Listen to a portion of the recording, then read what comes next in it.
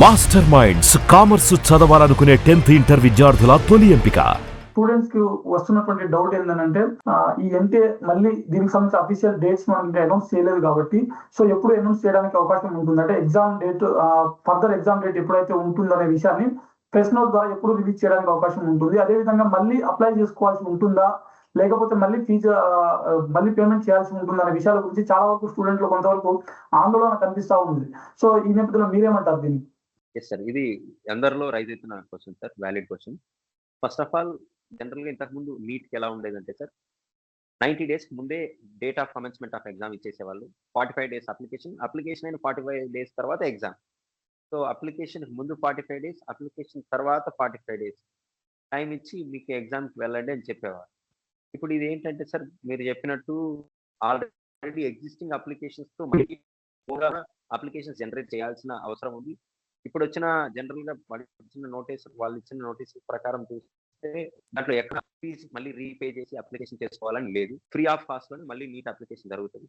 దీంట్లో రెండు రకాలుగా ఆలోచన చేయాలి సార్. డైరెక్ట్ గా ఆల్రెడీ ఎగ్జిస్టింగ్ యూజర్స్ కి మళ్ళీ అప్లికేషన్ ఎన్టీఏనే తీసుకొని రెన్యువల్ చేసి ఇవ్వడానికి ఒక అవకాశం ఉంది.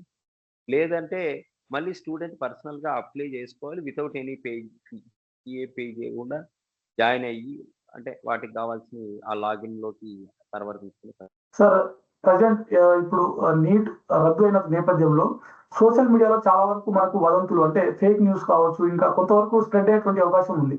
సో ఈ నేపథ్యంలో వీటి నుంచి స్టూడెంట్స్ ఎలా కాపాడుకోవాలి అంటే తన మైండ్ సెట్ ని ఎలా కంట్రోల్ చేసుకోవాలి, పేరెంట్స్ ఈ విషయంలో ఎలాంటి జాగ్రత్తలు తీసుకుంటే బాగుంటుంది?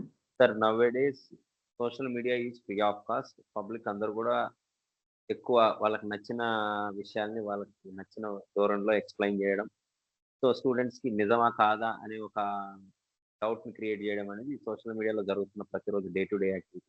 కాకపోతే స్టూడెంట్స్ కూడా ఓన్లీ వాళ్ళ బేసిక్ కాన్సన్ట్రేషన్ అంతా కూడా మెథడ్ ఆఫ్ లెర్నింగ్ మీద పెట్టి ఎప్పుడు ఎగ్జామ్ జరుగుతుంది అనే ఒక టైం తప్ప మిగతా ఏ విషయాలను అవసరం అయితే ఎగ్జామ్ ఇప్పటి నుంచే ప్రీ ప్లానెడ్ గా ఒక సపోజ్ 30 days లో ఎగ్జామ్ జరుగుతుందంటే మనం ప్రీ ప్లానెడ్ గా ఎలా అసైన్ చేసుకొని ఉండాలి, క్వశ్చన్ అసార్టెడ్ సిలబస్ ఎలా తీసుకోవాలి, high weightage, easy model time fix చేయడం ఈజీ అవుతుంది సార్. ఇంట్లో మోటివేషన్ అంటే సార్ రిక్వైర్మెంట్ ఉంటుంది. పేరెంట్స్ కూడా ఏంటంటే you will write more than previous అనే విషయాన్ని పిల్లలకు కన్వే చేయాల్సిన అవసరం ఉంటుంది, ఎంకరేజ్ చేయాల్సిన అవసరం ఉంటుంది. సో ఇంటి దగ్గరకు వచ్చాక ఎగ్జామ్ నేను ఇంటికి వచ్చేసి నేను ఇంకా తర్వాత చదవను అనే ధోరణి కాకుండా ఇప్పుడున్న కొన్ని రోజులు ఏదైతే ఈ 25 to 40 days మధ్య టైం వస్తుందో ఈ టైం యూటిలైజ్ చేసుకొని చదవడం వల్ల స్టూడెంట్ విల్ గెట్ బెనిఫిటెడ్ అని చెప్పచ్చు.